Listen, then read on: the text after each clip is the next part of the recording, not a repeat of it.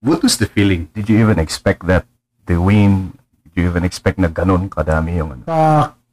Totoo lang, meron tayong feeling na meron tayong chance. Hindi pa ako sigurado na mananalo tayo nung hype ng campaign.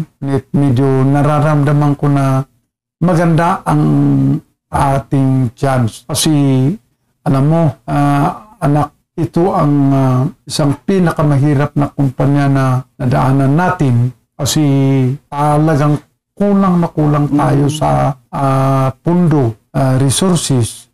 Yung skeletal budget lang to meet the minimal operation ng ating headquarters. Nahihirapan tayo to produce it. Parang marat na natin yung last day of campaign. Even yung first sabak nyo ng politika, you would say that this one is the wow. Ito ang pinaka mahirap na talagang nganit talagang nagpapasalamat tayo sa of course sa ating Panginoon, blessing ng ating Panginoon at tulong ng ating mga kababayan. At uray no kasjay ti sitwasyon at pinagtitinulungan dakpay nga at padakusen bagada nga lakay agkabaw dayta kaskada agday dialysis kaskada no ibagbagada natumba dayta ket intaray di hospital nga hanot amin nga pudno natay dayta katukayok nga tatang di kadwak kandidato tayo ti mayor nga ni Bini Bumugaw.